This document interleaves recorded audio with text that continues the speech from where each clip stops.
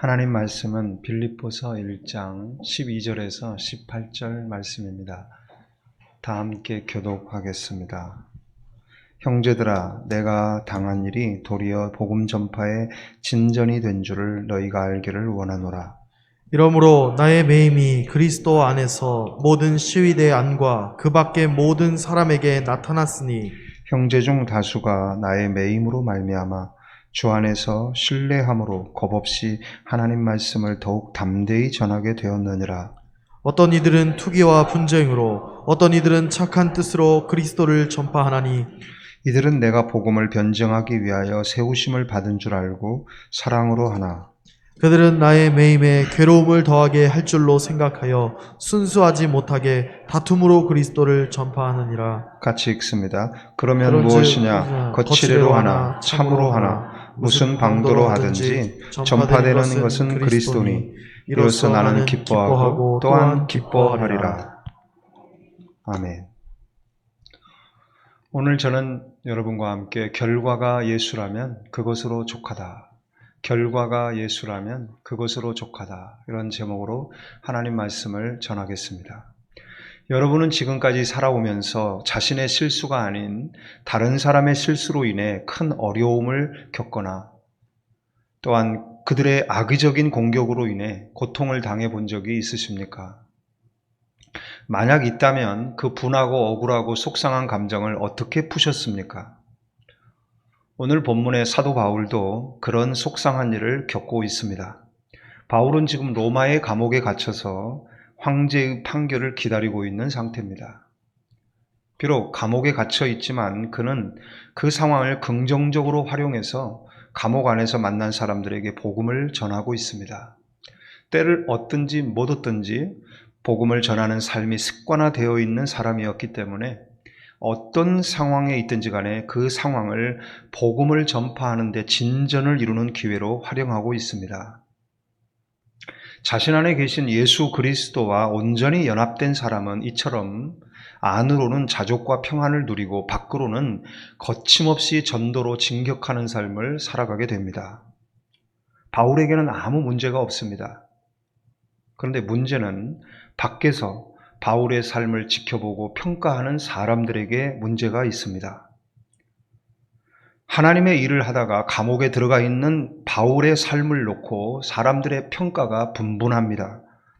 14절에 나오는 다수의 사람들은 바울의 그 상황을 긍정적으로 평가하면서 바울의 모습을 본받아 이전보다 더 겁없이 담대하게 복음을 전하고 있었습니다. 그런데 15절에 나오는 소수의 사람들은 바울이 당한 그 일을 부정적으로 평가를 합니다. 투깃거리와 분쟁거리로 삼아서 수많은 가십을 만들어내고 소문을 퍼뜨리고 있었습니다. 바울이 하나님의 일을 한다고 하지만 사실은 자기 열심이 지나쳐서 하나님의 영광을 가리고 있는 거야. 하나님의 일을 하는데 왜 하나님이 그 사람을 감옥에 보내겠어?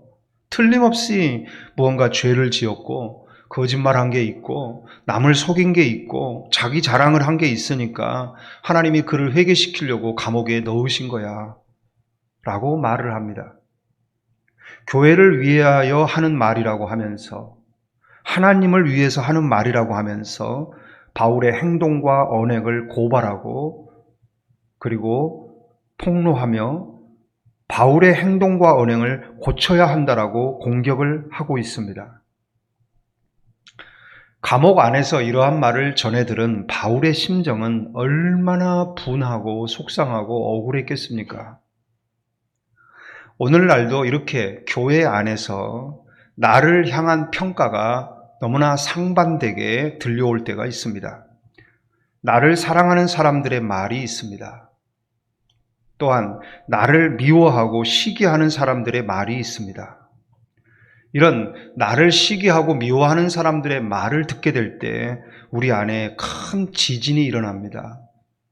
흔들리고 무너지는 감정 속에서 우리는 어떤 선택을 해야 할까요? 오늘 저는 두 가지로 하나님 말씀을 전하고자 합니다. 첫째, 나의 이성으로 계산하고 판단하지 말고 성경 속의 사람들에게 패스하라는 것입니다. 혼자 끌어안고 흡수하려고 하지 말고 성경 속에 있는 사람들에게 나누어 주십시오. 우리는 시편 55편 22절 내 짐을 여호와께 맡기라 라는 말씀을 적용할 때 단지 기도를 하는 것만으로 적용을 합니다. 아닙니다.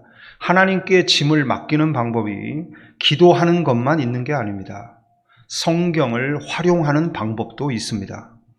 무턱대고 성경을 읽으라는 게 아니에요. 성경 속의 사람들, 나와 비슷한 상황, 나보다 더한 상황에서 믿음을 가지고 참아내고 이겨내고 극복하며 걸어갔던 그 사람들에게 나의 감정과 생각을 이입시키는 것입니다.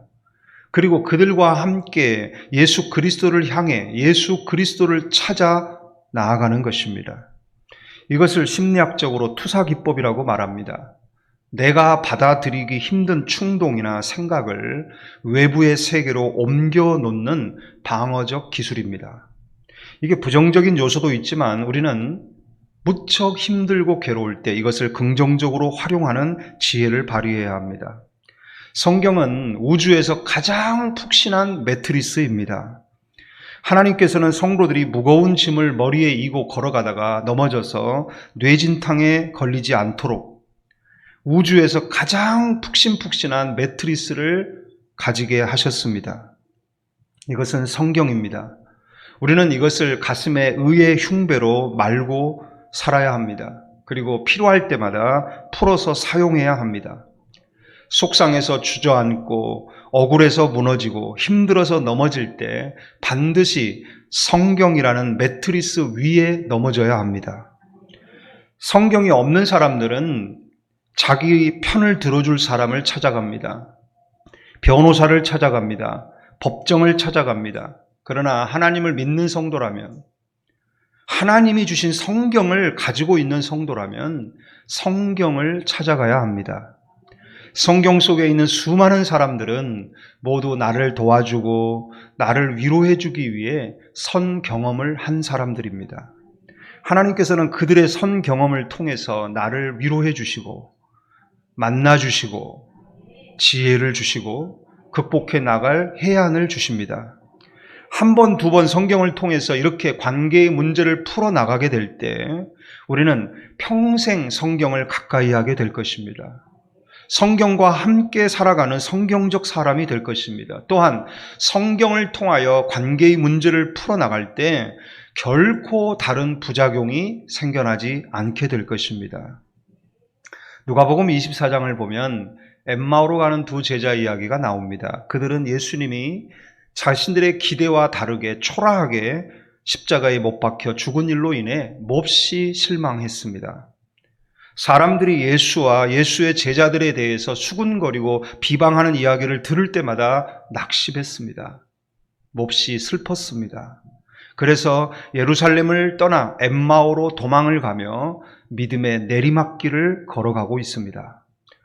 그때 부활하신 예수님이 그들과 동행을 하시는데 주님은 그 정체를 감추셨기 때문에 이 두 제자는 예수님을 알아보지 못합니다.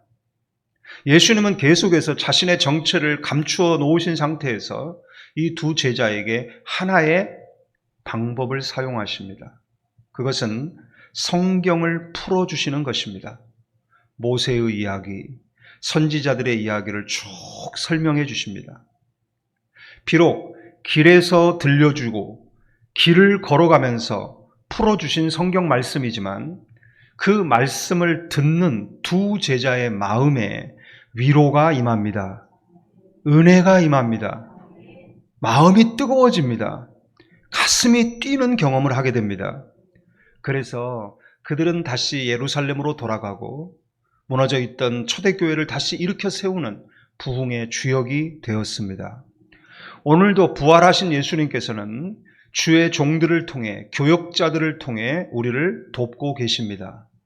바로 성경 말씀을 가르쳐주고 풀어주고 설명해 줄 때 그 주의 종을 통하여 교역자를 통해서 나에게 들려주시는 그 하나님의 말씀을 들을 때 우리는 위로를 받을 수 있고 새 힘을 얻을 수 있습니다. 우리가 힘들어하고 괴로워하고 슬퍼하고 속상하는 모든 문제들에 대하여 예수 그리스도로 풀어나갈 수 있는 지혜를 얻게 됩니다. 여러분들의 모든 믿음이 다시 회복되고 식어져 있는 가슴이 뜨겁게 불타오르게 되기를 주님의 이름으로 축원합니다. 두 번째로 화살표를 나에게서 예수 그리스도께로 돌려야 합니다. 이것을 다르게 말하면 적용의 기술이라고 말할 수 있는데, 우리가 예수 그리스도를 나에게 적용하는 것이 신앙생활입니다. 그런데 우리가 예수 그리스도를 나에게 적용하는 범주가 지극히 개인적인 것, 나의 믿음에 대한 것, 나의 신앙생활에 대한 것에만 적용하며 그칠 게 아니라 좀 더 적용의 폭을 넓혀서 다른 사람들의 나에 대한 말, 다른 사람들이 나에 대해 평가하고 비방하고 부정적으로 말하고 후욕하는 그 모든 상황에 대해서도 예수 그리스도를 적용할 수 있어야 합니다. 예수 그리스도는 내 안에 계신 보배이시기도 하지만 외부로부터 나를 지켜주는 가죽 옷이 되시기도 하십니다. 분명히 15절을 보면 그들은 바울이 당한 불행한 일을 투깃거리와 분쟁거리로 삼았습니다. 그들은 말을 하는 명분에 대해서는 교회를 위한다고 하고 하나님을 위한다고 하고 바울을 위한다고 하지만 그들이 늘어놓는 그 가십거리는 모두 바울을 괴롭고 힘들고 고통스럽게 만드는 말들이었습니다. 감옥 안에 갇혀있는 바울의 입장에서는 찾아가서 얼굴을 마주하고 만나서 항변을 하고 싶고 설명을 해주고 싶고 이 억울함을 풀고 싶지만 감옥 안에 갇혀 있었기 때문에 아무것도 할 수 없었습니다. 너무나 괴로웠고 힘들었습니다. 어쩌면 죽고 싶은 감정도 느꼈을 것입니다. 그러나 바울은 자신을 향해 날아오는 그 모든 화살들을 고스란히 그대로 맞지 아니하고 그것을 더 깊은 영적인 세계로 가지고 들어가서 예수 그리스도에게로 향하게 합니다. 17절을 보면 다 같이 읽어볼까요? 그들은 나의 매임에 괴로움을 더하게 할 줄로 생각하여 순수하지 못하게 다툼으로 그리스도를 전파하느니라. 18절을 계속 읽어봅니다. 그러면 무엇이냐? 거칠애로 하나 참으로 하나 무슨 방도로 하든지 전파되는 것은 그리스도니 이로써 나는 기뻐하고 또한 기뻐하리라. 비록 바울 자신을 가십거리로 삼아 투기와 분쟁을 일삼고 있지만 그 투기하고 분쟁을 하기 위해서 어쨌든 교회에 모이고 교회의 성도들이 하나 되고 교회의 성도들이 주의 이름으로 모이고 좀 더 지혜롭게 전도하는 방법을 숙고하게 되고 바울을 위해 기도하려고 기도의 자리에 모이게 되니 결국 예수 그리스도가 더 드러나게 되었다고 바울은 생각을 한 것입니다. 그러니까 자신을 향한 비판과 시기와 공격에 대해서도 예수 그리스도로 적용하고 풀어내고 있는 것입니다. 그들이 나를 거칠애로 대하고 가볍게 대하고 함부로 대한다 할지라도 상관없습니다. 그로 인해 예수 그리스도가 더 드러나고 예수 그리스도가 더 전파된다면 나는 그로 인하여 기뻐하고 기뻐하리라. 결과가 예수라면 그것으로 족하다. 영국 옥스포드 대학교에서 기독교 철학을 가르치고 있는 스윈번 교수는 말하기를 순수한 정신 사건과 물리적 사건은 구분이 된다라고 말했습니다. 예를 들면 고통스러운 일이 나에게 일어났을 때 우리의 모든 자율신경계가 물리적으로 고통을 느낍니다. 그런데 그 고통 안에서 고통을 느끼는 정신적인 나는 다른 생각을 할 수 있다라는 것이죠. 이걸 분리시키라는 것입니다. 물리적 사건과 순수한 정신 사건을 분리시켜야 된다는 거예요. 이게 가능하다라는 것입니다. 순수한 정신을 사용한다면 얼마든지 물리적 고통을 다른 의미로 해석해낼 수 있고 다른 의미로 받아들일 수 있음으로 인해서 그로 인해 영혼의 진화가 이루어지게 된다 라고 말했습니다. 쉽게 말하면 우리의 영혼이 진화되는 때, 헬라어로 아욱사노, 우리의 영혼이 성장하게 되는 때가 언제입니까? 그것은 고통을 물리적으로만 반응하지 않고 순수한 정신을 통해 다르게 생각하고 다르게 받아들일 때 우리의 영혼이 진화, 자라게 되는 것입니다. 할렐루야! 누군가가 내 성경책을 훔쳐갔습니다. 아니, 하나님, 내가 하나님에 대해 좀 더 알고 싶어서 성경책을 구입했는데 아니, 누군가가 이 성경책을 훔쳐가도록 내버려 두시다니요. 하나님 어떻게 이러실 수 있습니까? 이 성경책 하나도 못 지켜주십니까? 그러면서 하나님께 삐져가지고 시험 드는 사람이 있는가 하면 어떤 사람은 아유, 지갑을 안 훔쳐가고 성경책을 훔쳐갔네. 그러면 성경책 훔쳐간 그 사람이 내 대신 성경을 읽게 하셔서 성경책 읽다가 예수님 만나고 구원받고 새 사람 되게 해 주시옵소서. 예수님만 드러난다면 저는 족합니다. 기도로 축복해버리는 사람이 있더라는 거예요. 큰 소나무는 누군가가 자기 나무의 일부분, 가지를 원할 때 기꺼이 그 가지를 잘라가도록 내어줍니다. 가지를 잘라간 그 사람을 평생 미워하고 증오하고 저주하는 가운데 말라 죽지 않습니다. 조용히 그 옆에서 새로운 가지를 냅니다. 그리고 더 힘차게, 더 멋있게 자라갑니다. 결국 이전에 잘린 흔적, 그것은 멋진 옹이가 되어 나무의 품격을 더 높여줍니다. 저는 로마서 8장 26절을 유난히 좋아합니다. 이와 같이 성령도 우리 연약함을 도우시나니 우리가 마땅히 빌 바를 알지 못하나 오직 성령이 말할 수 없는 탄식으로 우리를 위하여 친히 간구하시느니라. 성령님이 우리를 도와주시는 그 연약한 부분은 우리의 내적인 연약함만이 아닙니다. 외부에서 오는 공격으로 인해서 시달리고 힘들어하고 무너져 내리는 우리의 이 연약함도 도와주십니다. 여러분 생각해 보세요. 동생을 죽인 가인도 보호해 주셨잖아요. 하나님께서. 가인이 하나님께서 나를 쫓아내시니 나는 유리하며 살아야 하는데 나를 만나는 자마다 나를 죽이려고 하는데 내가 어떻게 살 수 있겠습니까? 라고 하소연했더니 하나님께서 그래? 그러면 내가 너에게 표를 주겠다. 내가 너에게 표를 주어서 사람에게서 죽임을 면하게 해주리라 라고 구제해 주시고 회개할 기회를 주셨잖아요.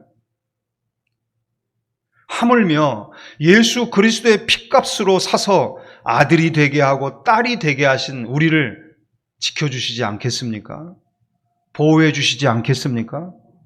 모든 것을 동원해서 우리를 지키시고 보호해 주십니다. 그러므로 우리는 감정이 무너져 내리는 상황 가운데 순간의 선택을 잘해야 합니다. 순간의 선택이 우리의 영혼의 성장을 결정합니다.